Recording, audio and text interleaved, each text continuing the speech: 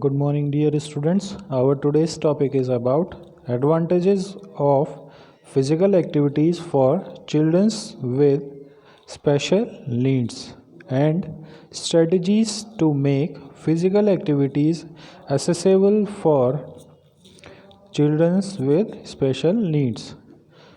Now, see our first topic, advantages of physical activities for CWSN, which means children with special needs.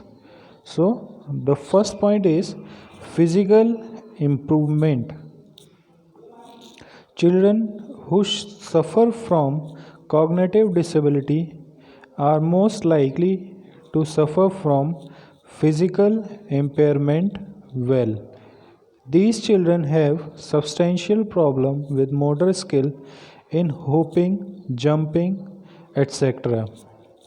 Involvement in physical activities can help these individuals to develop fundamental for physical fitness skill.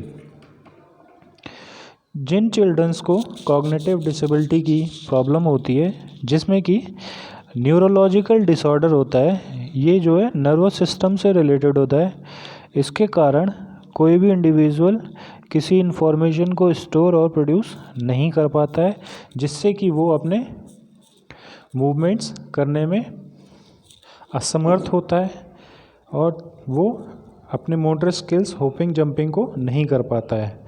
तो हम उन children's को physical activities में जब involve करेंगे तो उनके अंदर ये जो है स्किल्स हम डेवलप कर सकते हैं। इससे जो है उनका फिज़िकल इम्प्रूवमेंट हो सकता है। Now see the second one, mental improvement. Physical activities are not only good for child's body, but these are beneficial for their mind too. जो फिज़िकल एक्टिविटीज़ होती हैं वो किसी चिल्ड्रन के ओवरऑल डेवलपमेंट के लिए होती हैं। उससे जो है फिज़िकल एक्टिविटी से हम उनका केवल फिज़िकली डेवलप नहीं करते हैं, बल्कि उनको मेंटली भी डेवलप करते हैं। जब वो इस एक्टिविटीज़ में इन्वॉल्व होते हैं तो उनका जो है माइंड बिल्कुल रिफ़्रेश होता है, जिससे कि वो अपने किसी और अदर काम को और उनके जो सेंसेस हैं वो प्रॉपरली वर्क करते हैं, जिससे कि उसका मेंटल इम्प्रूवमेंट होता है। Now see the third one, self esteem. Physical activities are beneficial for children with special needs because such activities develop a sense of self-esteem and self-confidence.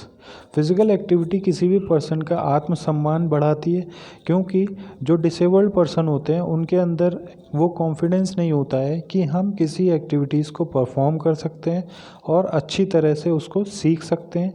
तो फिज़िकल एक्टिविटीज़ में जब हम उन्हें इन्वॉल्व करते हैं, धीरे धीरे जब उनको सिखाते हैं तो उनके सेंसेस जो हैं वो डेवलप होते हैं, जिससे कि उनके अंदर खुद का ही आत्मसम्मान जो है बढ़ता है और उनका कॉन्फिडेंस भी डेवलप होता है और फिर वो फिज़िकल एक्टिविटीज़ को प्रॉपरली और अच्छी तरीके से परफॉर्म कर सकते हैं। Now see the next one, fourth, reduce level of anxiety, stress and depression. Physical activities may help in reducing the level of anxiety, stress and depression of children with disability. जो बच्चे disabilities से ग्रसित होते हैं, वो जब physical activities में उनको हम इन्वॉल्व करते हैं तो उनका जो एंजाइटी लेवल है, स्ट्रेस और डिप्रेशन है, वो दूर हो जाता है। क्योंकि खेल एक ऐसी जगह है जहाँ पर किसी भी पर्सन को जब इन्वॉल्व किया जाता है तो वो पूरी तरीके से उस पर्टिकुलर स्पोर्ट्स या इवेंट में ही इन्वॉल्व हो जाता है। वो ये भूल जाता है कि प्रीवियस में उसको क्या प्रॉब्लम थी या वो क्या सोच रहा था। वो पूरी तरीके से उसमें इन्वॉल्व रहता है, जिससे कि उसका माइंड पूरी तरीके से रिफ़्रेश हो जाता है और इससे जो है उसकी एंजाइटी, स्ट्रेस और डिप्रेशन दूर हो जाता है। इसलिए फ़िज़िकल एक्टिविटीज़ जो है डिसेबल्ड पर्सन के लिए बहुत ही ज़्यादा इम्पॉर्टेंट है। Now see the fifth one, improves social interaction. Physical activities provide ample opportunities for improving social interaction among children with special need. Social interaction are developed during involvement in physical activities.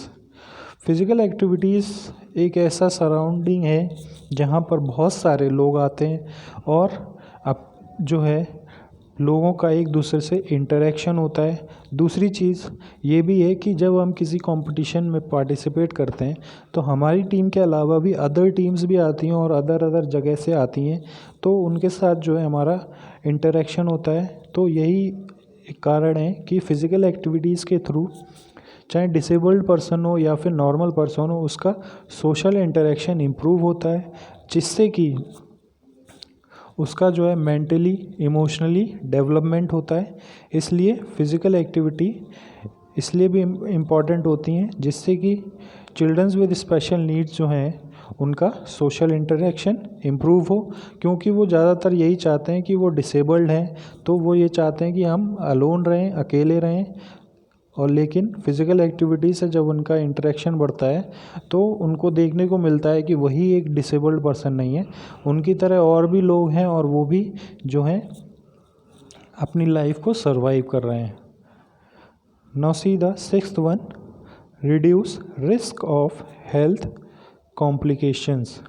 Physical activities are beneficial for children with special needs because these activities reduce or decrease the risk of health complications like high blood pressure, diabetes, and at the same time quality of sleep.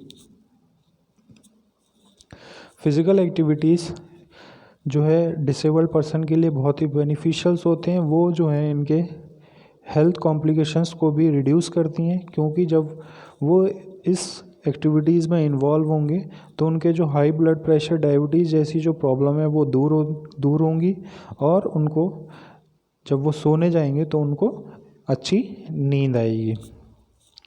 Now see the seventh one, better emotional and psychological health.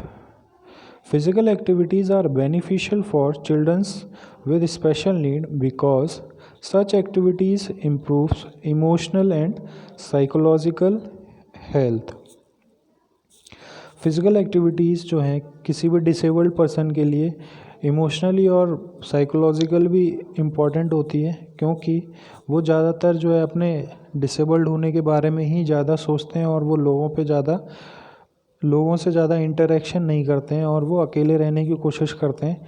इसलिए physical activities जो है उनके लिए beneficial होती है, जिससे कि वो अपने इमोशनली और साइकोलॉजिकल हेल्थ को अच्छा कर सकते हैं और लोगों को ही अपनी तरह देखकर वो ये सीख सकते हैं कि जब वो सर्वाइव कर सकते हैं तो हम भी सर्वाइव अच्छे से कर सकते हैं।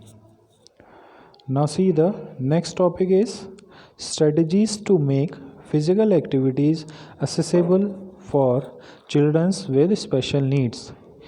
मीन्स इसमें ऐसी कौन कौन सी स्ट्रेटजीज़ हम बनाएंगे जिससे कि जो डिसेबल्ड पर्सन है वो भी फ़िज़िकल एक्टिविटीज़ को ईज़िली परफॉर्म कर सके और उसको ज़्यादा डिफ़िकल्टी ना फेस करनी पड़े। Number one, medical checkup. First of all, it is essential to have a medical checkup of all the children with special needs or with various disabilities, because without medical checkup the teachers of physical education can't come to know about the types of disability the child facing.